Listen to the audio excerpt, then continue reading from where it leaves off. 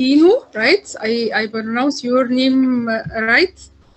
He is a researcher at Center of Water and Renewable Energy, University of Technology, South Africa. He will present science, diplomacy, and water resource management in Africa. So please, I wanted to welcome you and start to talk. And I will check with Dr. Dwicker what happened, okay? So Okay. please Okay, start. thank you very much. Thank you, Dr. Wala, for the opportunity. And also thank you very much for the other participants for being here for this workshop. My presentation is on science diplomacy for transboundary water resource management in Eastern Africa. So this is just an introduction to the outlook of Africa's water resources. We know that the population of Africa is just over 1 billion, and it represents about 17% of the population. But when it comes to the water resources in Africa, it only represents about 9% of the world's freshwater resources.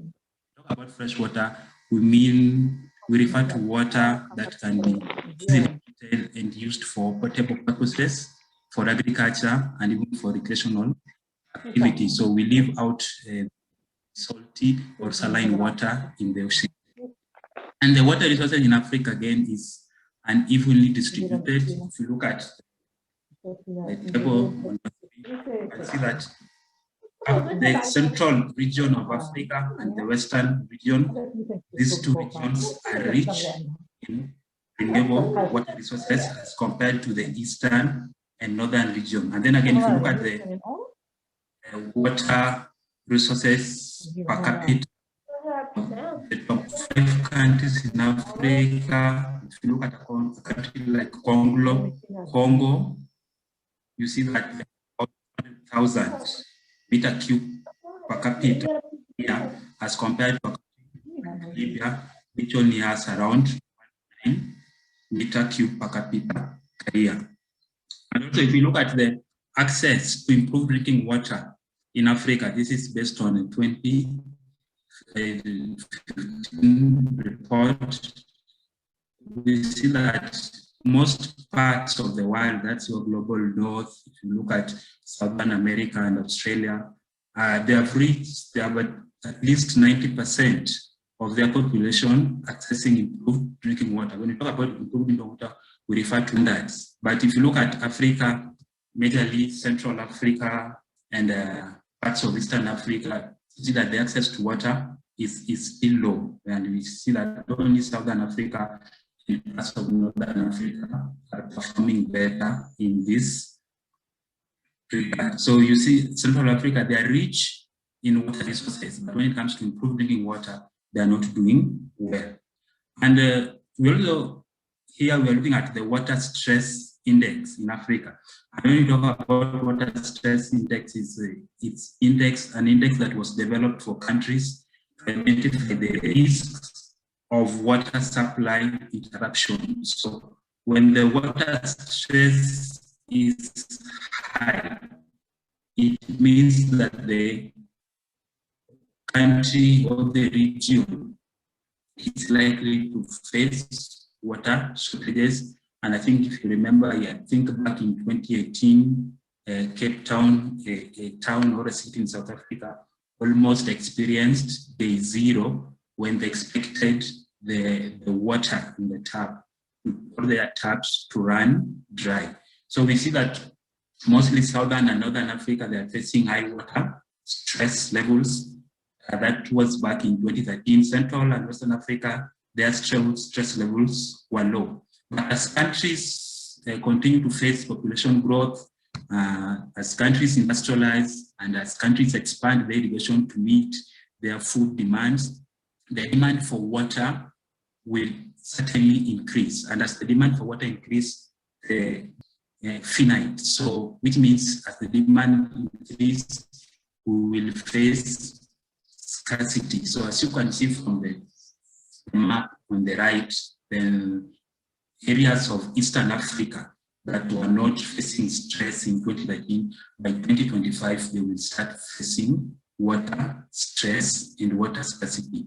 So there are several threats to water security in Africa. And some of these threats are critical, and I've listed some of them here, including microbial pollution through municipal and sewage. This is whereby you find that the sewage collected from domestic sources, from industries, that just discharged directly into the sewage streams, that's your lakes, rivers, and even dams. And this is very rampant in Africa and part of Eastern Africa. We also have pollution from agricultural activities, industrial pollution, chemical pollution, and even marine transportation, whereby oil fields, this is very rampant in southern Sudan, that the oil fields where they drill for oil, then they discharge the oil into receiving streams, that's rivers that are also used for potable water. Then we also have the threat of climate change. If you look at this, between 2001 and 2018, Africa has faced several droughts, almost 124, and about 676 floods. And the droughts are rampant. The droughts resulting from climate change are rampant in Eastern Africa, part of Western Africa, and Southern Africa. And also we have a lot of floods in part of Eastern Africa and Central Africa. And as we can see, droughts, they lead to water shortages, and floods, maybe someone will say, but I would expect floods to result into abundant water. But the problem with floods is that it leads to costly damages. It damages your water infrastructure, your roads. So it leads to water shortages as well. And as you can see from the total damages caused by drought as compared to floods. So from 2001 to 2018, we had about 124 droughts, and this only led to $3.5 billion in damages and affected about 227 million people. Floods, on the other hand, affected up to 43 million people and led to total damages of 6.3 billion. So floods are more damaging than drought. And we also have transboundary water resources in Africa and in Eastern Africa. The ones of interest are Lake Victoria, which is mainly shared by Kenya, Tanzania, Uganda, and also the Nile River, which is shared by so many countries, and the major countries being Sudan, Ethiopia, and Egypt. And I think conflicts surrounding the Nile. So we also have international basins, and we see countries like Ethiopia, Kenya, and Tanzania hosting several international basins. So this brings into perspective or into question the importance of science diplomacy and international cooperation, because then these countries have to manage the international basins with their neighbors. So now we come to the role of science diplomacy in transboundary water resource management, and we look at the advantages of science, and we know that science is apolitical. It's based on transparency, peer review, and quantitative approaches. And also, when we look at the character and uses of water resources, such as drinking and irrigation to electricity production, so the character and uses of water resources elevate the importance of science diplomacy in the domain. And we know that water conflicts mainly occur over the limited freshwater resources. As countries grow in population, as they industrialize, then they draw more water from the rivers, and then the water resources dwindle, and this leads to conflict. So water cooperation between countries will certainly reduce the risk of war. Water is not only about development and health. water is also about security of people and nation. And that's why sometimes when you look at the issue of the Nile, then you see countries like Egypt or Ethiopia saying that they are ready to go to war to defend their interests. So instead of going to war, we are calling on these countries to cooperate, not only the Egypt and Ethiopia, but countries in Africa and all over the world. So this is just a case of the Nile conflict, and the present and potential conflict over water in the Nile Basin. It stems from the increased power generation and food and agricultural needs. We know about Ethiopia's increasing industrialization and the demand for power, and their increasing electricity production. And Egypt, on the other hand, is also increasing their agricultural production. So the major players are Egypt, Sudan, and Ethiopia, and all of them are demanding the right to use the water as they see fit. But you see, they have to balance this. And we know that Egypt, being the downstream state, is the most disadvantaged, because now if Ethiopia goes ahead and says we are stopping the flow, then water will not reach Egypt. So there's really need for cooperation, and that's where science diplomacy comes in. And so what are some of the ways that Africa is going to deal with this water resource? Dr. Benton, please, can you raise your voice? Dr. Benton, you are hearing me? Please, can you raise your voice to can hear you? Please? Yes, I can hear you. Okay. Can you? Thank you so much, because your voice away from my. Can you hear me clearly now? Okay.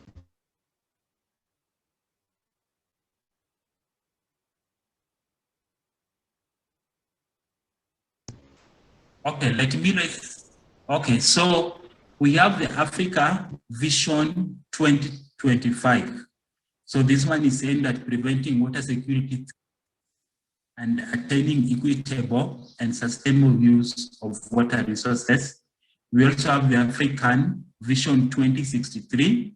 It's to create a prosperous Africa through sustainable development and inclusive growth. And then we have the United Nations 2030 Sustainable Development Goals. This one we all know about, and we know about SDG number 6, which is about clean water and sanitation. And this SDG, it has different targets, and each target has an indicator that will tell us whether we are on the right path or no, or whether we are not, or whether we're on the wrong path. And this SDG target, some of them talks about implementation of integrated water resource management. That's target 6.5. We also have target 6.6, which talks about protection and restoration of water-related ecosystems. Then we also have target 6A, which talks about expansion of international cooperation and capacity building to support developing countries. So if you look at these 3 particular targets, then you see the importance of science diplomacy, because you now need these countries to work together. So there's need for active cooperation between countries. The Caribbean countries, that's the countries that share the basins, the rivers, they need to come together. And when they come together, the commitment should be translated into action programs implemented with agreed timeframes. So that's need for joint management of the water body, joint investment program, and joint decision making.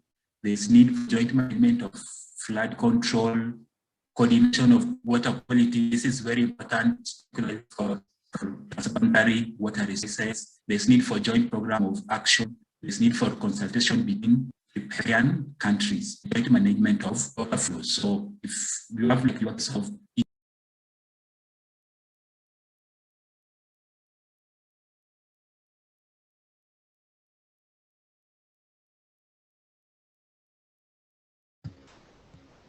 So Benton, are you here? What happened? I think we lost him too. Yes, I don't know what happened. We lost him too. Internet connection, most probably. It's okay. So we can wait. Maybe lost the connection. Yes, Dr. Jui. Sorry, I must have lost connection. There was an internet problem. Okay, I see on. Okay, no problem, dear. Welcome back. Which slide was I when it happened? Where is the PowerPoint? Can you see the PowerPoint? No. When we disconnected, the share screen stopped. Okay, let me share the screen again. Okay. Okay, can you see this? Can you see the shared screen?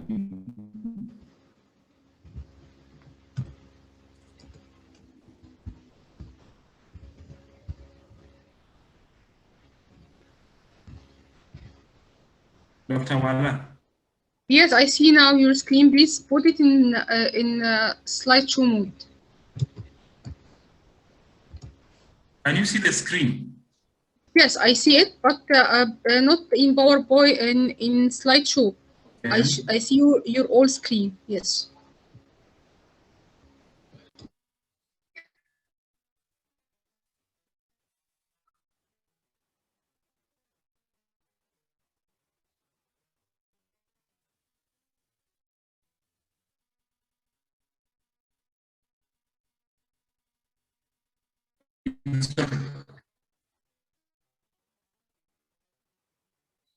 It's already in slideshow. I think it's a So screen. where did I lose connection? Was it on this slide? Yes, but only one slide. Title solution for water resource management in Africa didn't work in slideshow.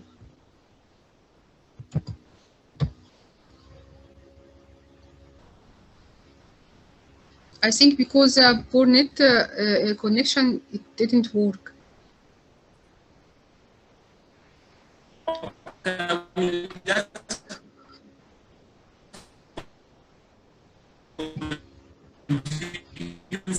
On these slides, because I don't know when the connection was lost, but now I'm back online. So I was seeing that there is need for active water cooperation between the riparian countries.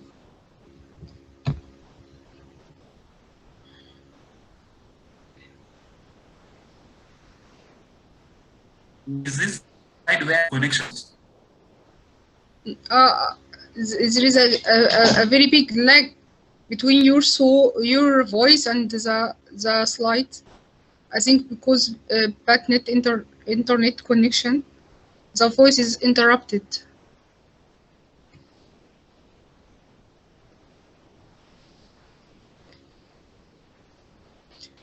Dr. Benton, if you find a difficulty to share your screen to save video, you can talk from your side, and one of our colleagues can share the screen from his or her sides. It's okay? Okay, Dr. Paiman, please share for me the slide from your side because you have it with you. I don't know why when I share it keeps removing me from the group. Okay, thank you, Dr. Bremen. You are, yes. Is it okay, sorry, Dr. Paiman. This is not my slide, sorry. Yeah. Okay, just it's one the moment. other one. Yeah. Just wait, please. Okay. Let me open it.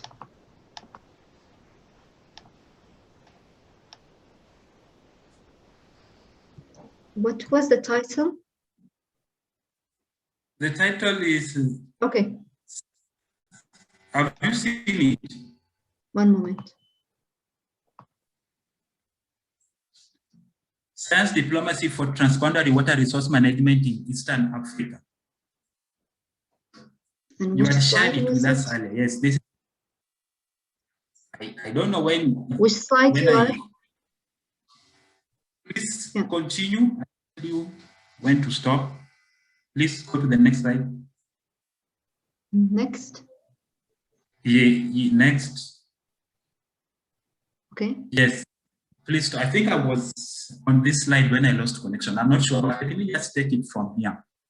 So I was saying that there's need for active water cooperation. And you know, when we talk about science diplomacy in water management, we could as well talk about water diplomacy. They are related. So there's need for the riparian countries to come together and to cooperate on this issue.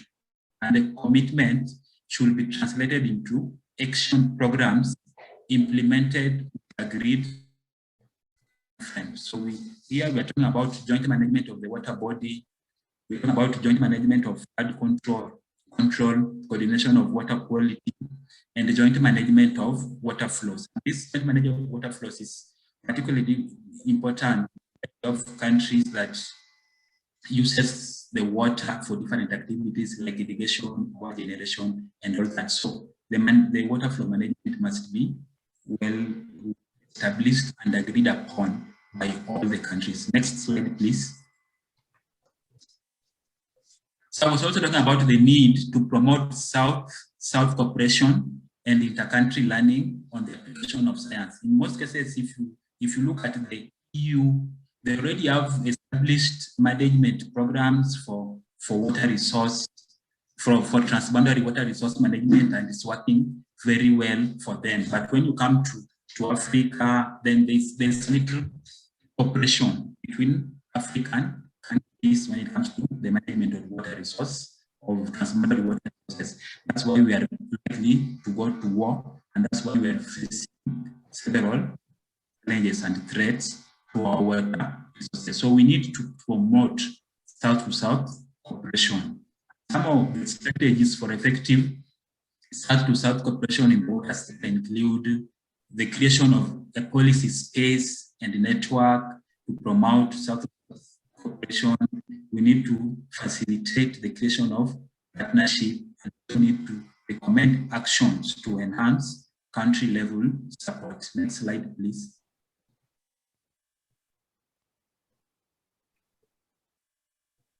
Next slide, please. So, as you all know, today is World Water Day. So this day has been celebrated each year since 1992. And the theme for this year is valuing water. And as we celebrate this day, we need to do it in line with Sustainable Development Goal number 6, which aims at achieving water and sanitation for all by 2030. And we also need to raise awareness about the 2.2 billion people living without access to safe water resources globally. And we also need to be aware or know that global water demand is likely to rise by over 50% by 2040. So demand increases, that will likely face conflicts. But if we cooperate, if we establish diplomacy to tackle this issue, then we will be able to manage some of the challenges that we are likely to face. And I would just like to read this quote: "Thousands have lived without love, not one without water." So water is very important. Next slide, please. And on my closing remarks, I just came across this hierarchy thinking style. I think I came across it on the internet. I couldn't really get the original source. But if you look at this hierarchy of the thinking styles, we have at the top a scientist, then we have a critical thinker, a contrarian, we have a politician, and a cult leader. But the two people that I'm interested in here are the scientist and the politician, because these two people they play important roles in the society. And you know, politicians, they always believe that they are right and it's the people who are wrong. As for us scientists, on the other hand, we have to always be aware that we might be wrong, and we have to seek experts who disagree with us and weigh the strength of logic and evidence. So I'm asking here, what happens when a scientist becomes a politician? Does it lead to disaster, or does it lead to a solution? But it's something for something that we should just think about. Next slide, please. So on my last slide, I would also like to quote the ambassador of Portugal to UNESCO. He said, while education remains the most important means of fighting inequalities at the individual level, in the 21st century, science is the best way to fight inequalities between countries and regions. So if we're going to develop as a country, if we're going to develop as a region, if we are going to develop as a continent, fight all the challenges that we